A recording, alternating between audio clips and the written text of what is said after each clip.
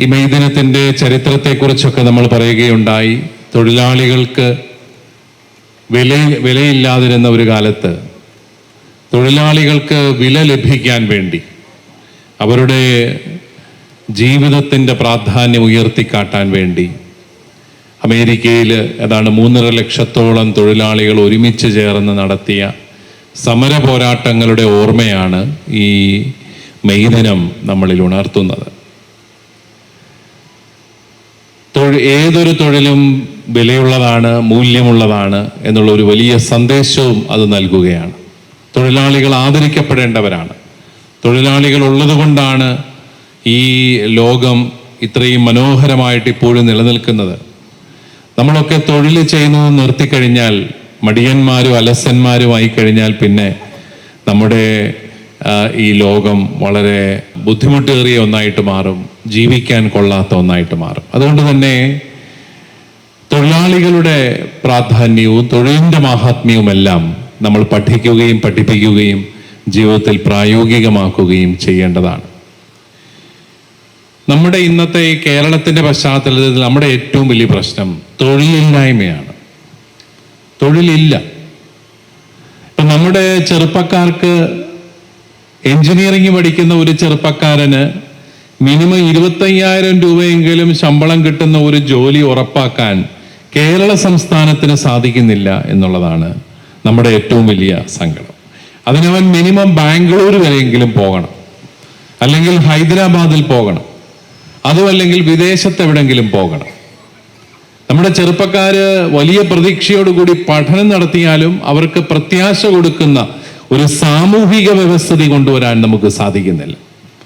നമ്മുടെ ഈ കേരളം പല കാര്യങ്ങളിലും 1-ാം സ്ഥാനത്താണ്, വിദ്യാഭ്യാസത്തിന്റെ കാര്യത്തിൽ, ആരോഗ്യ പരിരക്ഷയുടെ കാര്യത്തിൽ.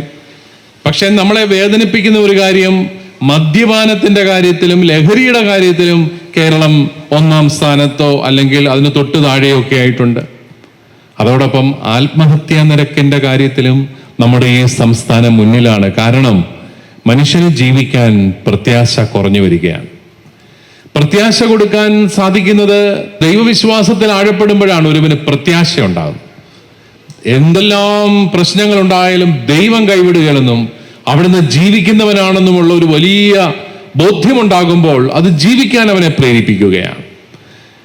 മാനുഷികമായ ലൗകികമായ എല്ലാ വാതിലുകളും അടയുമ്പോൾ വിശ്വാസത്തിന്റെ വാതിൽ, ദൈവികമായ വാതിൽ എൻ്റെ മുന്നിൽ തുറക്കുമെന്നുള്ള വലിയൊരു ബോധ്യം, അതുള്ളിടത്തോളം കാലം ഒരുത്തനും ആരും തന്നെ പരാജയപ്പെടുകയില്ല, അവർ നിരാശപ്പെടുകയില്ല.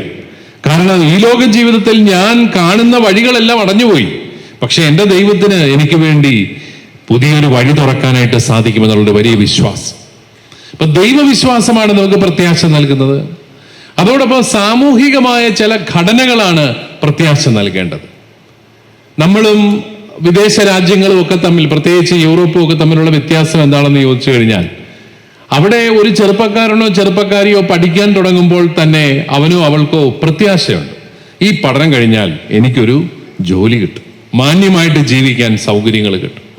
പക്ഷെ നമുക്കിവിടെ ലഭിക്കുന്നില്ല. അതുകൊണ്ട് തന്നെ നമ്മുടെ ഒത്തിരി ചെറുപ്പക്കാര് വിദേശത്തേക്കെല്ലാം പോവുകയാണ്. അവിടെ എല്ലാം പോയി എത്ര സങ്കടകരമായ സാഹചര്യങ്ങളിൽ ജീവിക്കേണ്ടി വരും. ഈ കഴിഞ്ഞ ദിവസം നിങ്ങൾ പത്രത്തിൽ വായിച്ചു കാണുന്ന ഒരു റിപ്പോർട്ട്, കേരളം കടക്കണിയിലാവുകയാണ്. അതായത് കേരള സംസ്ഥാനത്തിന്റെ കടക്കണിയല്ല പറഞ്ഞത്, കുടുംബങ്ങൾ, കേരളത്തിലെ കുടുംബങ്ങൾ. അതിന് പ്രധാനമായ കാരണമായിട്ട് പറഞ്ഞത് ഈ വിദേശ ഭ്രമം മൂലം 25-30 ലക്ഷം രൂപ കടമെടുത്ത് മക്കളെ വിദേശത്തേക്ക് വിട്ടിട്ട് അവർക്ക് അവിടെ ജോലി കിട്ടുന്നില്ല. അവർ വീണ്ടും വീണ്ടും നാട്ടിൽ നിന്ന് പണം അയച്ചുകൊണ്ടിരിക്കുക. അവസാനം മടുത്തിട്ട് അവർ ഇട്ടേച്ച് വരികയാണ്. ഇവിടെ വരുമ്പോഴോ ഈ ഭീമമായ കടവുമായിട്ട് ഈ പാവപ്പെട്ട കുടുംബങ്ങൾ കണ്ടമാനം ക്ലേശിക്കുകയാണ്.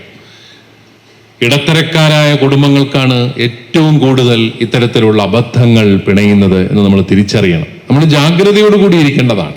ഇത്തരത്തിലുള്ള യാഥാർത്ഥ്യത്തിന് നിരക്കാത്ത ആഗ്രഹങ്ങളും പ്രലോഭനങ്ങളും ഉണ്ടാകുമ്പോൾ. പക്ഷെ നമ്മുടെ ചെറുപ്പക്കാർ എന്തുകൊണ്ട് അങ്ങനെ ചിന്തിക്കുന്നു എന്ന് ചോദിച്ചു കഴിഞ്ഞാൽ, അവർക്ക് ഇവിടെ കൊള്ളാവുന്ന ഒരു ജോലി കൊടുക്കാൻ നമുക്ക് ആർക്കും സാധിക്കുന്നില്ല. ഇപ്പം നമ്മൾ ഇപ്പോൾ പിള്ളേരോട് എന്ന് പറയുക, മക്കളെ നിങ്ങൾ വിദേശത്ത് പോകരുത്, നാട്ടിൽ നിൽക്കണമെന്ന് പറഞ്ഞു കഴിഞ്ഞാൽ അവർ ചോദിക്കും, പിതാവ് ഞങ്ങൾക്ക് ജോലി തരുമോ? ഇല്ല, നമ്മുടെ ഇവിടെ ജോലി കൊടുക്കാൻ, ജോലി കൊടുക്കേണ്ടത് സംസ്ഥാനമാണ്. ഇത് ഗവൺമെന്റിന്റെ ജോലിയാണ് പൗരന്മാർക്കെല്ലാം തൊഴിൽ കൊടുക്കുക. അത് പക്ഷേ കൊടുക്കാനായിട്ടില്ല. അപ്പൊ പിന്നെ ഞങ്ങൾ പോവുക എന്ന് പറഞ്ഞാൽ നമുക്ക് തടയാനായിട്ട് സാധിക്കുന്നില്ല. അപ്പോൾ അവിടെയൊക്കെ നമുക്ക് നമ്മുടെ സാമൂഹിക ഘടനകളിൽ തന്നെ വ്യത്യാസം വരണം. സാമൂഹിക ഘടനകളിൽ വ്യത്യാസം ഉണ്ടാവുകയും കൂടുതൽ തൊഴിലുകൾ സൃഷ്ടിക്കുന്ന വ്യവസ്ഥിതികൾ ഉണ്ടാവുകയും ചെയ്യാതെ ഈ പ്രശ്നത്തിന് ശാശ്വതമായ ഒരു പരിഹാരം ഉണ്ടാകുന്നില്ല എന്നുള്ളതാണ് വാസ്തവം. ഒരു 25,000 രൂപ വീതം ഭാര്യയ്ക്കും ഭർത്താവിനും കിട്ടുന്ന രീതിയിൽ തൊഴിലുകൾ സംലഭ്യമാണെങ്കിൽ ഇപ്പോൾ വിദേശത്ത് പോയ ഒരു 80% പേരും അവിടെ പോകത്തില്ലായിരുന്നു എന്നാണ് ഞാൻ മനസ്സിലാക്കുന്നത്. ജീവിക്കാൻ ഇവിടെ വകയുണ്ട്, അത് ഉറപ്പാക്കാൻ സാധിക്കുകയാണെങ്കിൽ ആരാണ് സ്വന്തം നാട് വിട്ടുപോകുന്നത്? പക്ഷേ നമുക്കതുപോലും സാധിക്കുന്നില്ല. അതോടൊപ്പം തന്നെ ഉള്ള തൊഴിലുകളെ മതിപ്പോടുകൂടി കാണാൻ സാധിക്കാത്തത് കൊണ്ടുള്ള പ്രശ്നങ്ങളുമുണ്ട്. 30 ലക്ഷം അന്യസംസ്ഥാന തൊഴിലാളികൾ ഗൾഫ് പോലെ കരുതുന്ന സംസ്ഥാനമാണ് കേരളം. അവർക്ക് തൊഴിലുണ്ട്, പക്ഷെ നമുക്കിവിടെ തൊഴിലില്ല എന്ന് വരുമ്പോൾ നമ്മൾ ഏതൊക്കെ തൊഴിൽ ചെയ്യാൻ തയ്യാറാവുന്നു എന്നുള്ളതും കൂടെ വളരെ പ്രസക്തിയുള്ള ഒരു ചോദ്യമാണ്. നമ്മുടെ ഏത്തക്കാട്ടച്ഛൻ ഇവിടെ ആശാരിപ്പണിയെക്കുറിച്ചും ഒക്കെ പറഞ്ഞു. നമ്മളിപ്പോൾ ആ മേഖലകളിൽ നിന്നെല്ലാം തന്നെ അങ്ങ് മാറി. അവർക്കൊക്കെ ഇഷ്ടംപോലെ തൊഴിലുണ്ട്. അടുത്ത നാളിൽ ഞാനൊരു ഇലക്ട്രീഷ്യനെ കണ്ടു. അവനോട് ചോദിച്ചു, എങ്ങനെയുണ്ടോ? എൻ്റെ പിതാവേ, എനിക്ക് ജോലി അങ്ങോട്ട് തീർക്കാൻ സമയം കിട്ടുന്നില്ല, അതുപോലെ ജോലിയാണ്, നല്ല ഇലക്ട്രീഷ്യനാണ്, അതുകൊണ്ട് അവനെ എല്ലാവരും വിളിച്ചിരിക്കുകയാണ്. അപ്പോൾ നല്ല തൊഴിൽ ചെയ്യുന്നവർക്ക് ഇപ്പോഴും സാധ്യതകളുണ്ട് ഇവിടെ. പക്ഷെ അത് കണ്ടെത്താനും അതിനെ മാനിക്കാനും സാധിക്കാത്ത ഒരു മാനസികാവസ്ഥയുണ്ട്. അതിന് നമ്മുടെ നാട്ടിലെ ഈ ജാതി വ്യവസ്ഥയാണ് നമ്മൾ കുറ്റം പറയേണ്ടത്. ചില തൊഴിലുകൾ ചില ജാതികൾക്ക് മാത്രമായിട്ട് മാറ്റിവെച്ചു. അതോടുകൂടി ഉയർന്ന ജാതിയും താഴ്ന്ന ജാതിയും ചെയ്യേണ്ട തൊഴിലുകൾ തമ്മിൽ വ്യത്യാസം ഉണ്ടായി. അപ്പൊ പിന്നെ താഴ്ന്ന ജാതി ചെയ്യേണ്ട ഒരു തൊഴില് ഉയർന്ന ജാതിക്കാരൻ ചെയ്തു കഴിഞ്ഞാൽ അത് പ്രശ്നമായി. അവനത് നാണക്കേടാണ്, മാനക്കേടാണ്. ആ ഒരു വല്ലാത്ത അവസ്ഥ. അതേസമയം നമുക്കറിയാം, പുരോഗതി കൈവരിച്ച രാജ്യങ്ങളിൽ ഒന്നും തന്നെ ഈ പ്രശ്നമില്ല. അവിടെ എല്ലാ ജോലിയും എല്ലാവരും കൂടെ ചെയ്യുകയാണ്. നമ്മുടെയൊക്കെ പിള്ളേര് വിദേശത്തൊക്കെ പോയിട്ട് KFCയിലും മാക്ഡൊണാൾഡ്സിലും പോയി ക്ലീനിങ് ജോലി ചെയ്ത് ജീവിക്കുന്നുണ്ട്. പക്ഷെ അവർ നാട്ടിൽ വന്ന് അത് ചെയ്യുമോ? ഒരിക്കലും അത് ചെയ്യില്ല. പാർട്ട് ടൈം ജോലി എനിക്ക് മാക്ഡൊണാൾഡ്സിൽ കിട്ടിയെന്ന് പറയുമ്പം മാക്ഡൊണാൾഡ്സിന്റെ മാനേജരാകാനൊന്നും അല്ല അവർക്ക് ജോലി കിട്ടുന്നത്. എല്ലാവർക്കും ഒന്നും അവിടെ ഏത് ജോലി അവർ ചെയ്യണം, അതവർ ചെയ്യും. അവർ അഭിമാനത്തോടു കൂടി ചെയ്യും. നാട്ടിൽ വന്നാൽ അവരത് ചെയ്യും? ഒരിക്കലും ഇല്ല. കാരണം ഇവിടെ ഈ സ്റ്റിഗ്മ കിടക്കുകയാണ്, തൊഴിലിനോട് ചേർത്തുള്ള സ്റ്റിഗ്മ. ചില തൊഴിലുകൾ ചെയ്യാത്ത ആൾക്കാർ, അതുപോലെ അലസരായിട്ടുള്ള ആൾക്കാരും ഒരു കുടുംബത്തിന്റെ നാശത്തിന് കാരണമാണ്. നമുക്കറിയാം, ഒരു ജോലിയും ചെയ്യാതിരിക്കുക അത് ചിലരുടെ ഒരു ഹരമായിട്ട് മാറിയിട്ടുണ്ട്. തൊഴിലൊന്നും ചെയ്യത്തില്ല. അപ്പൊ അങ്ങനെ വരുമ്പോൾ മക്കൾക്ക്, അവിടെ വളർന്നു വരുന്ന മക്കൾക്കൊക്കെയാണ് ഒരു മതിപ്പും ഇല്ല, മാതാപിതാക്കളെ കുറിച്ച് ഒരു മതിപ്പും ഇല്ല. അപ്പോൾ അവരുടെ ഉള്ളിൽ അരിശം കയറുന്നതാണ് മാതാപിതാക്കളോട്. ഞങ്ങൾക്ക് മാന്യമായിട്ട് ജീവിക്കാനുള്ള സാഹചര്യങ്ങൾ ഒരുക്കി തരുന്നില്ല, പിന്നെ അതിൻ്റെ കൂടെ കിട്ടുന്ന മുഴുവൻ കൊണ്ടുപോയി ബിവറേജ് കോർപ്പറേഷനിലും കൊണ്ട് കൊടുക്കും, ഔട്ട്ലെറ്റിലും കൊണ്ട് കൊടുക്കും. അങ്ങനെയൊക്കെ വരും മക്കൾക്ക് മാതാപിതാക്കളോട് തോന്നുന്ന വല്ലാത്ത ഒരു അരിശം. ഇതൊക്കെ നമ്മുടെ സമൂഹത്തെ ദോഷകരമായിട്ട് ബാധിക്കുന്നു എന്നുള്ളൊരു തിരിച്ചറിവ് നമുക്കുണ്ടാവണം. നമ്മുടെ നാട്ടില് ഈ തൊഴിലിന്റെ പ്രതിസന്ധിയൊക്കെ തീരണമെങ്കിൽ നമ്മുടെ സ്വകാര്യ മേഖലയിൽ, പ്രൈവറ്റ് മേഖലകളിൽ പുതിയ പുതിയ സംരംഭങ്ങൾ വരണം. നമുക്കറിയാം, ഏതാണ്ട് 3 മുതൽ 4% വരെ തൊഴിലുകൾ മാത്രമാണ് ഗവൺമെന്റിലുള്ളത്. നമ്മളെല്ലാവരും കൂടെ PSCക്ക് പഠിച്ചിട്ട് കാര്യമില്ല. കാരണം വെറും 3-4% തൊഴിലുകളെ ഗവൺമെന്റിന് തരാനായിട്ട് സാധിക്കത്തുള്ളൂ. ബാക്കിയെല്ലാം പ്രൈവറ്റ് മേഖലയിലാണ്. അതിൽ തന്നെ 70% തൊഴിലാളികളും അസംഘടിത മേഖലയിലാണ് ഇന്ത്യയിൽ പ്രവർത്തിക്കുന്നത്. സ്വകാര്യ മേഖല വളരാതെ, സ്വകാര്യ സംരംഭങ്ങൾ വളരാതെ നമ്മുടെ നാട്ടിൽ ഈ തൊഴിലിന്റെ പ്രശ്നവും മാറുന്നില്ല എന്നുള്ളൊരു തിരിച്ചറിവ് നമുക്കുണ്ടാവേണ്ടതാണ്. അതുകൊണ്ട് നമുക്ക് നമ്മുടെ ജീവിതത്തെ യാഥാർത്ഥ്യബോധത്തോടെ കണ്ട് ശരിയായ രീതിയിൽ തൊഴിലുകളൊക്കെ പ്ലാൻ ചെയ്യുവാനും ആ രീതിയിൽ മക്കളെയൊക്കെ ഒന്ന് വളർത്തിക്കൊണ്ടുവരാനും ഒക്കെ സാധിക്കുക എന്നുള്ളത് വലിയൊരു കാര്യമാണ്.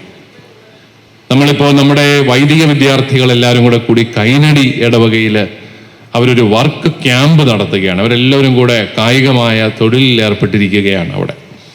അപ്പൊ അവിടെ ഞാനൊരു ചെറുപ്പക്കാരനെ കണ്ടു. അവൻ എന്നോട് പറഞ്ഞു, പിതാവേ, കൃഷിപ്പണി ചെയ്യുന്ന ഞങ്ങളുടെ കുടുംബത്തിൽ ഒത്തിരി ഏക്കർ ഭൂമി ഉണ്ടായിരുന്നു. ഞങ്ങളുടെ കുടുംബത്തിലെ കൃഷിപ്പണി ചെയ്യുന്ന അവസാനത്തെ ആളാണ് ഞാൻ. ഞാനും കൂടെ ഇത് നിർത്തിയാൽ പിന്നെ ആരുമില്ല അവിടെ. നെൽകൃഷിയിൽ ഞങ്ങൾ ആരുമില്ലാത്ത ഒരവസ്ഥയിലേക്ക് പോവുകയാണ്. എന്തൊരു സങ്കടകരമാണ്. കുട്ടനാടിനെ കുട്ടനാടാക്കിയ സുറിയാനി ക്രിസ്ത്യാനികൾ കുട്ടനാട്ടിലെ കൃഷിപ്പണി ഉപേക്ഷിച്ചു പോകുന്നു എന്ന് പറയുമ്പോൾ അതെന്തൊരു സങ്കടകരമായ കാര്യമാണ്. അതേസമയം മറ്റ് വിഭാഗങ്ങൾ അതിലേക്ക് കടന്നു വരുന്നുണ്ട് താനും. അപ്പൊ അതിൻ്റെ അർത്ഥം എന്താണ്?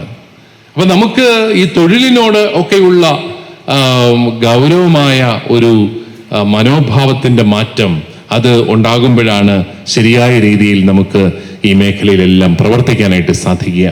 അതോടൊപ്പം നല്ല ഒരു ആത്മീയ ജീവിതം നയിക്കാനും നമുക്ക് സാധിക്കണം.